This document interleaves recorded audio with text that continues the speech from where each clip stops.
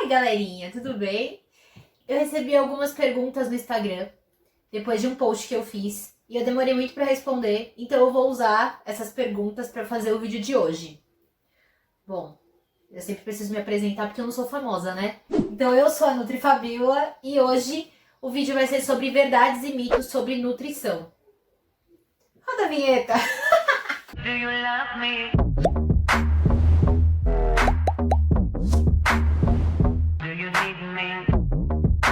Então vamos para a primeira pergunta de hoje.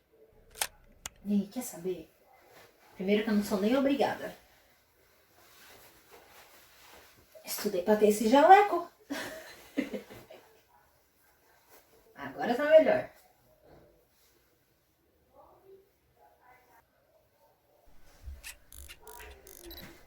Olá, galera do canal, tudo bem? Eu tô refazendo aqui a introdução, né? Porque era melhor eu colocar um jalequinho. Então, eu sou a NutriFabiola e no vídeo de hoje eu vou falar sobre verdades e mitos sobre nutrição e vamos ter que rodar a vinheta de novo. Então, roda a vinheta! Não! Vamos lá para pergunta 1. Como eu não coloquei na época se eu podia colocar o arroba de vocês, então nesse vídeo eu não vou colocar, mas como vamos ter a parte 2, porque são muitas verdades ou mitos sobre nutrição, então no próximo vídeo teremos o arroba de quem deixar, de quem autorizar. A primeira pergunta é: ter necessidade de algum alimento quer dizer que tenho deficiência de algum nutriente? Boa pergunta. Isso aqui muita gente fala na internet. Vira e mexe você acha em alguns Instagrams uma fotinho com o alimento e aí o nutriente falando que você pode ter falta se você tem vontade.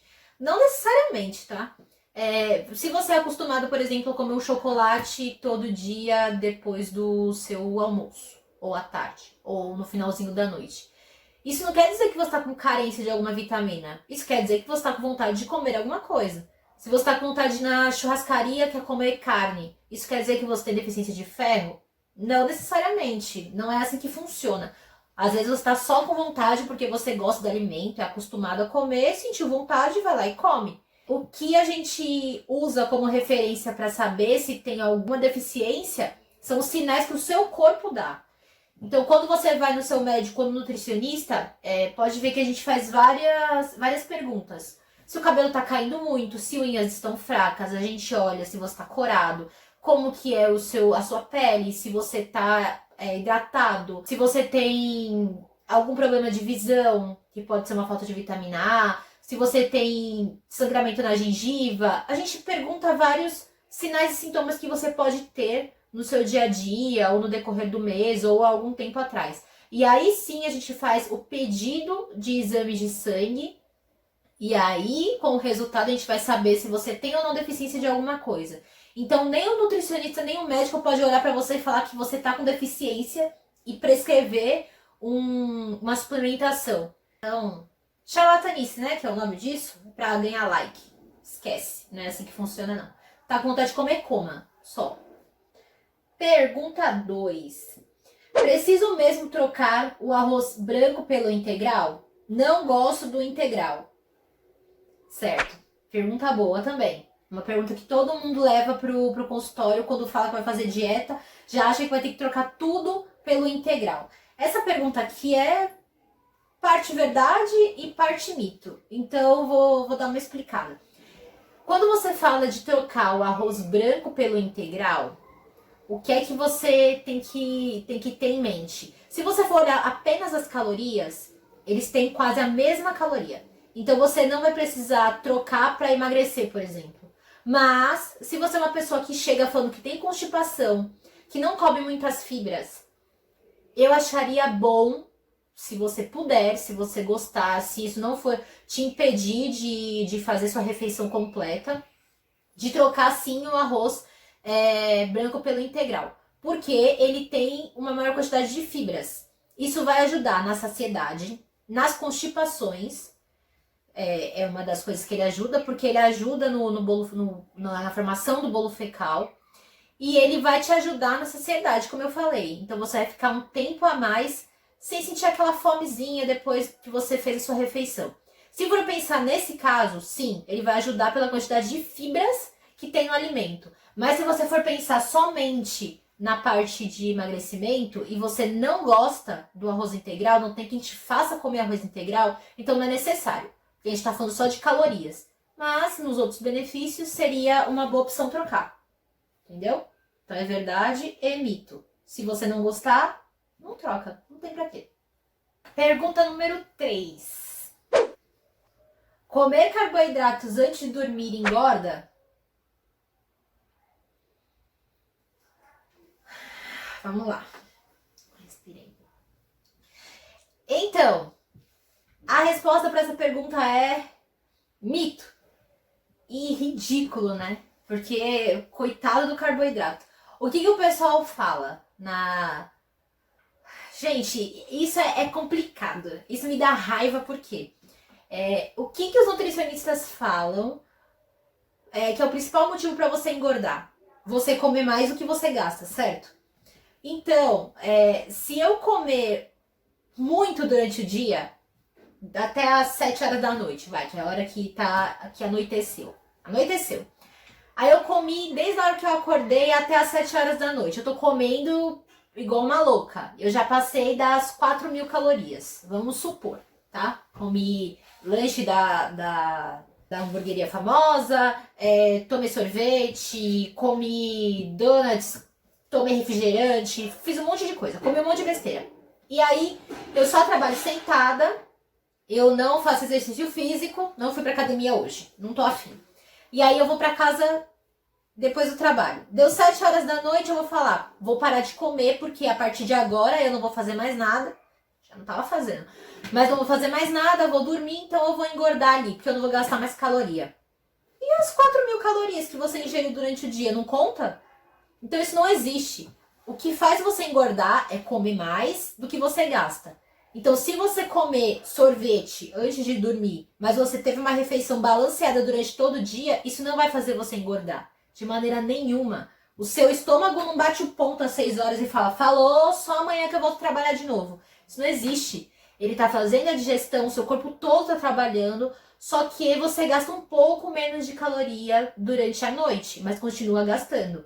Então o que você tem que fazer? Se você não quer engordar, mas quer continuar comendo durante o período que anoitece, né, que o pessoal tem medo, então você tem que só balancear suas refeições, fracionar e comer menos do que você gasta, entendeu?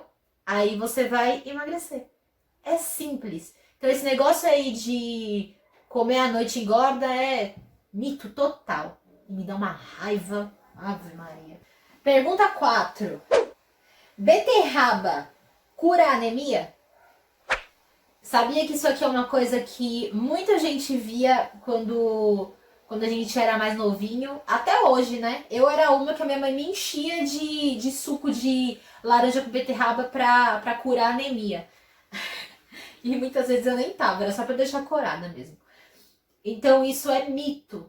O que eles achavam que acontecia quando você... Isso eu falo as pessoas antigas ou as pessoas que não entendem, tá? Isso aí é normal de acontecer. Ninguém tem obrigação e a gente tá aqui pra sanar as dúvidas. A beterraba, ela faz com que a gente fique mais coradinho. Isso é óbvio. Tanto que quando você vai pro sol, por exemplo, o que é legal de fazer é você tomar ou comer a beterraba, a cenoura, por causa do beta-caroteno, que vai fazer você pegar uma corzinha e segurar mais essa cor. Mas quando a gente fala de anemia, que existem vários tipos de anemia, mas a principal que a gente conhece, que é a ferropriva, ela é a deficiência do ferro no sangue. O que tem mais ferro que você pode usar para ajudar? A carne. A beterraba tem pouco ferro na sua composição. Então ela não vai te ajudar a combater ou evitar a anemia. É um contexto todo. Ela vai ajudar por causa dos seus nutrientes e tudo mais. Ela faz super bem para a saúde, ela é muito benéfica. Mas o que vai evitar você a ter uma anemia é todo o seu contexto de dieta, mas você comendo principalmente carne vai te ajudar muito. Então, infelizmente, a parte da beterraba, ou felizmente, né, pra quem não gosta, é mito. Pergunta número 5. A carne de porco faz mal pra saúde? A maioria das perguntas que estão vindo aqui, que são mitos, elas vêm muito do que o pessoal fazia antigamente, né? Do que a gente escuta os nossos familiares ou as pessoas mais idosas, mais velhas falarem, mais experientes falarem. A carne de porco antigamente era associada a muitas doenças. Por quê? As pessoas não tinham a preocupação de higienização ou de cozimento, tempo de preparo, como tem hoje em dia. Então, o que acontecia muito antigamente era que a carne de porco não era feita da maneira correta, e aí as pessoas ingeriam e sim contraíam alguns tipos de doenças, certo? Hoje os estudos falam o quê? A carne de porco, ela tem uma quantidade bem aumentada de aminoácidos. E ela é bem comparada à carne humana. Ela tem as suas compatibilidades. Então, ela faz muito bem para o nosso organismo. Ela é ótima. A carne de porco é muito bom. Principalmente o lombo, né? Que geralmente eu até prescrevo para os meus pacientes que gostam.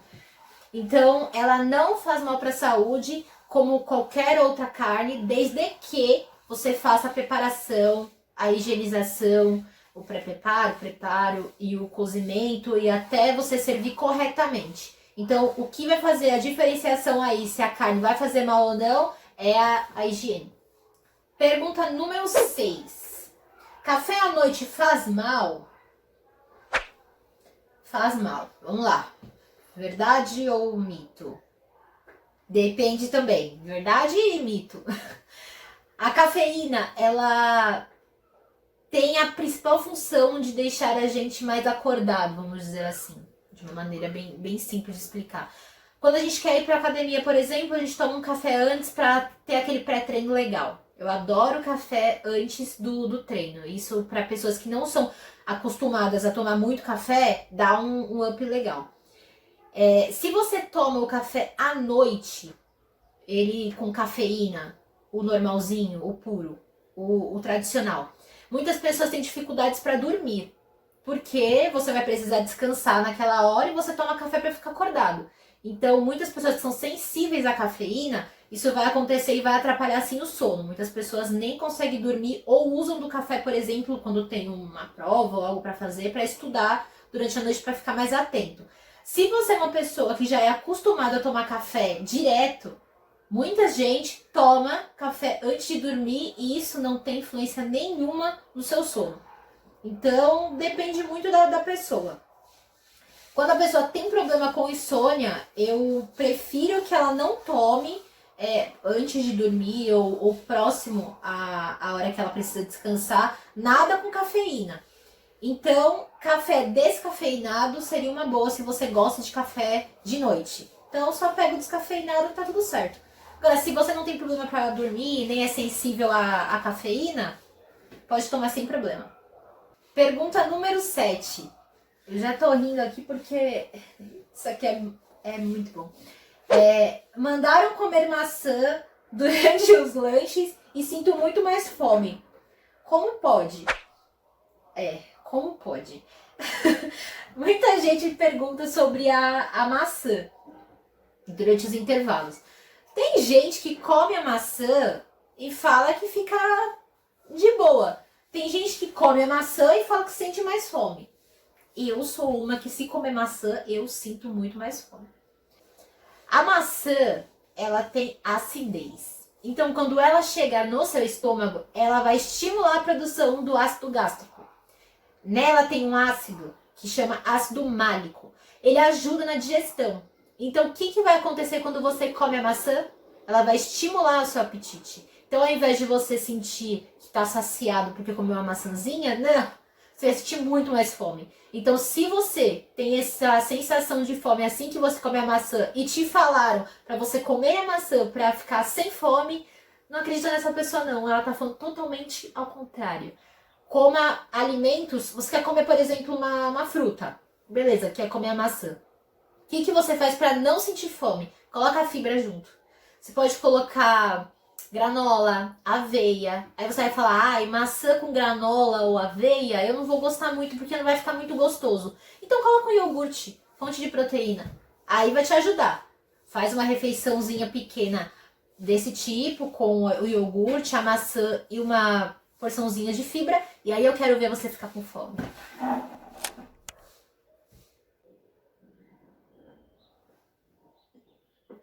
Fala em fome.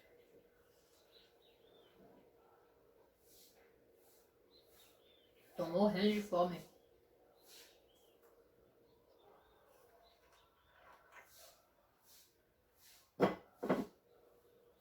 Eita Cristo. Essa pergunta aqui eu acho que fizeram pra me irritar. Mas eu vou responder de uma forma simples, fácil. E depois eu posso até explicar melhor isso, porque é pra me irritar. É verdade que suco, por causa da frutose, causa cirrose hepática?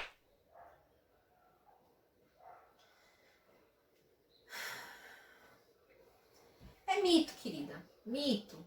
Mito. É muito mito. O que aconteceu com esse estudo que uma pessoa, que eu prefiro não citar o nome porque me faz um pouco mal, falou por aí? Ela viu em um estudo, mas eu acho que ela não soube identificar direito o tipo de frutose que estavam falando, então ela meteu essa daí de frutose que vem da fruta, que dá cirrose hepática, que é aquela que não é desenvolvida por bebida alcoólica. A frutose que o estudo estava falando é a frutose que vem do xarope de milho, que colocam em produtos industrializados. É essa que estava associada a poder ajudar a causar a cirrose hepática. Isso não quer dizer que você comendo de uma forma moderada vai te dar cirrose hepática. Isso não quer dizer nada. Falaram que tem probabilidade, que ela pode sim ajudar. E é a frutose do xarope de milho, não é a frutose da fruta. Isso não existe. Isso não existe. Essa pessoa é louca. Louca. Não estudou. Não sei nem porque tá falando de alimentação, se nem nutricionista é. Eu fico bem brava com isso. Então, o que eu vou falar pra você sobre a fruta, tá? Sobre o suco em específico. Se você quer emagrecer, que a maioria das pessoas falam aqui de emagrecimento, o suco da fruta vai ter muita caloria.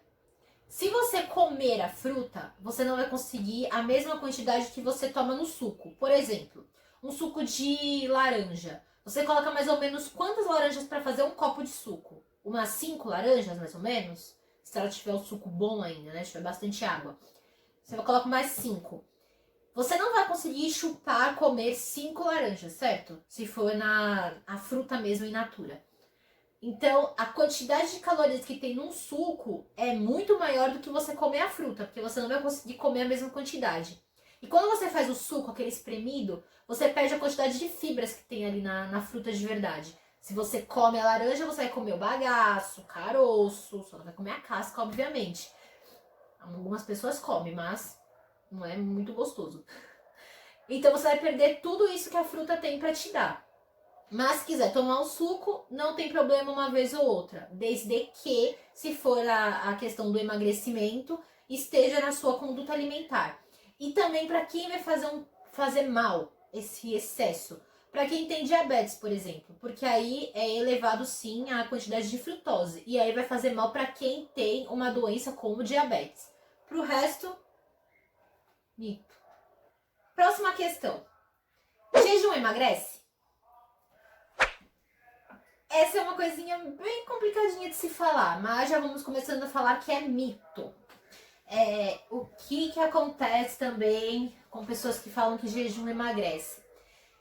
Você para de comer, obviamente você vai ficar mais leve na balança, como sempre eu falo, na balança.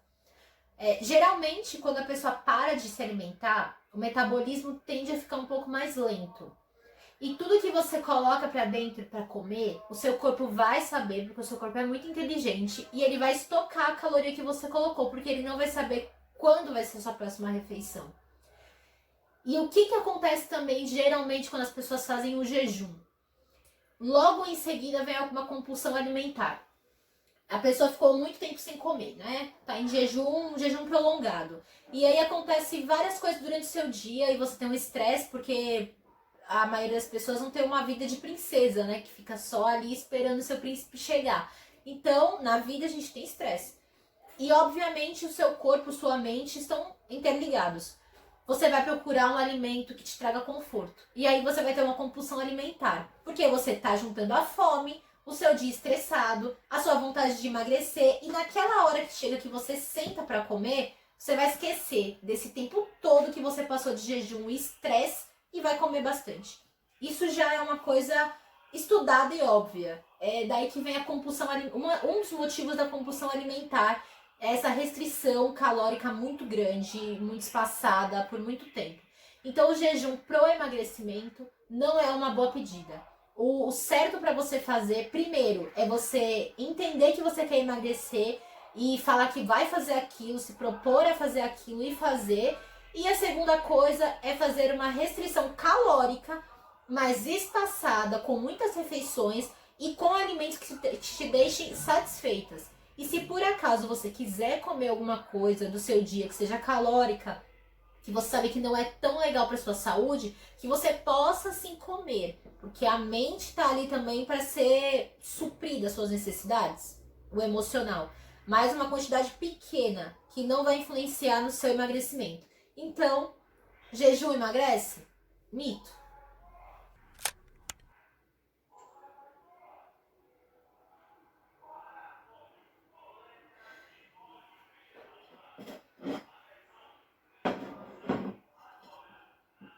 Carro da coleta essa hora. Ah, que maravilha. Carro da coleta.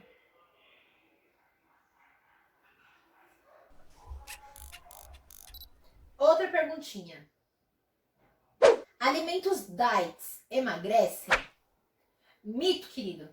Vamos lá, por que é mito? Quando a gente fala de alimento diet, é porque ele restringe algum nutriente, algum componente do seu produto. Pode ser, por exemplo, açúcar, pode ser glúten. Por exemplo, para um diabético, se ele escolhe o produto diet é porque tem uma quantidade menor de açúcar. Isso não quer dizer que ele tenha menos calorias, entendeu? Um chocolate, por exemplo, que é diet, ele tem uma quantidade menor de açúcar, mas ele tem uma quantidade, na maioria das vezes, de gordura. E aí a caloria dele sobe do mesmo jeito, entendeu? Então, se você está escolhendo um alimento, está trocando o alimento por ele ser diet e achar que diet quer dizer que ele tá ótimo para você fazer dieta, você está sendo enganado e não vai ser tão gostoso para você, porque você come coisas gordurosas, coisas muito gostosas e aí vai trocar pelo diet, vai falar que é horrível só porque quer emagrecer e ter menos calorias e aí não vai gostar de fazer dieta. Então, alimento diet não emagrece, certo? Mito. Essa pergunta eu não poderia deixar de responder de jeito nenhum. Vitaminas abrem o apetite? Isso é uma coisa que eu escuto e já passei por isso desde que eu sou criancinha. Muitos de vocês devem ter ouvido na infância ou até mesmo hoje, pessoas mais antigas falando, seu pai, sua mãe, seus avós, que quando a criança não tá comendo, para você comprar uma vitamina X que vai abrir o apetite dela. Isso é mito, gente. Para que vitamina serve? Vitamina serve para você repor nutrientes que você está em falta no seu organismo, certo? O que vai fazer você abrir o apetite? Estimulantes de apetite. São coisas diferentes. As pessoas achavam que só porque tomava vitamina ia ter fome. Não é a vitamina que faz você ter fome, é o estimulante, que aí só o seu médico ou nutricionista podem prescrever, certo? A criança ou o adulto, eles perdem apetite por N motivos. Pode ser uma ansiedade, pode ser apenas por não ter vontade de comer, pode ser porque tá gastando pouca caloria e seu corpo não tá querendo. Pode ser N motivos. O certo é você pesquisar a fundo para saber o que tá fazendo você perder o apetite, certo? Então, eu tô falando muito certo, né? Tem que parar com isso. Então, a gente tem que investigar de onde está surgindo essa sua falta de apetite e aí tratar a raiz do problema. O seu médico vai poder fazer seus exames, pedir seus exames, o nutricionista também, fazer a solicitação e ver o que está de errado ali. Vitamina é para suprir o que está ali deficiente, então os exames são para isso. E outra, essas vitaminas que vocês compram na farmácia, elas não são indicadas para todo mundo, porque ali é um combo, tem todas as vitaminas, tem algumas que falam até que é de A a zinco. Isso não quer dizer que você está com deficiência de vitamina de A a zinco. A deficiência da vitamina é tão ruim quanto a hipervitaminose, que é você tomar vitamina demais, sendo que você não precisa. Então, para você evitar que isso aconteça, número 1, faça seus exames periodicamente. Número 2, não se automedique.